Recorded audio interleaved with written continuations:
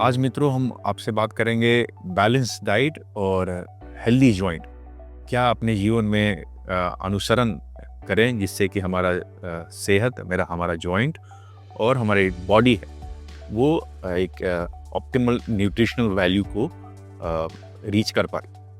तो सबसे पहले बैलेंस डाइट है। बैलेंस डाइट क्या है कि जो हम लोग डाइट लेते हैं उसमें प्रोटीन, कार्बोहाइड्रेट, फैट और फाइबर्स इनका एक परसेंटेज मात्रा में प्रचुर होना चाहिए।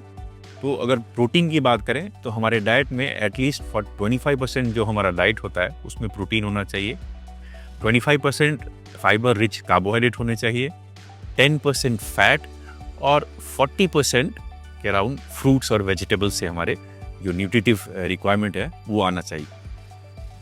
तो ये हमारा एक जो परसेंटेज है उसके मुताबिक ये एक बैलेंस डाइट होगा। तो अगर आप वेजिटेरियन हैं तो वेजिटेरियन में आप प्रोटीन में आप सोयाबीन ले सकते हैं, चना एक रिच सॉर्स है प्रोटीन के लिए, आप ले सकते हैं, पनीर खा सकते हैं, ये सब रिच सॉर्स प्रोटीन के लिए वेजिटेरियन के लिए। वैसे ही अगर जो नॉन वेजिटेरियन है वो मांस मछली, उनसे प्रचुर मात्रा में प्रोटीन मिलता है, वो ले सकते हैं। फ्रूट्स और वेजिटेबल्स बहुत ज़रूरी है, एटलीस्ट 40% आपका जो डाइट होता है वो फ्रूट्स और वेजिटेबल से आना चाहिए। और फैट को हम लोग लिमिट करके 10% रखते हैं। ये हमारे एक बैलेंस डाइट के लिए ये बहुत ज़रूरी है। बैलेंस डाइट के अलावा बॉडी को हेल्दी रखने के लिए दूसरा इम्पॉर्टेंट चीज़ है एक्सरसाइज। रेगुलर एक्सरसाइज से हमारे जॉइंट्स की मोबिलिटी बनी रहती है और उनका जो हड्डी है उनका स्ट्रेंथ बना रहता है। स्ट्रेंथ के लिए आप रेगुलर एक्सरसाइज कीजिए, ठीक है, और जॉइंट्स उससे लुब्रिकेट होते हैं एक्सरसाइज से और मोबिलिटी बढ़ती है। तीसरा सन हमारा एक रिच सोर्स है विटामिन डी के लिए। विटामिन डी हमारा जो फैट से बनता है, फैट और सन के रिएक्शन से वो विटामिन डी बनता है।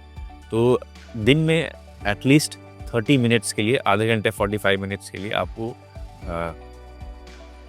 धूप में बैठना चाहिए।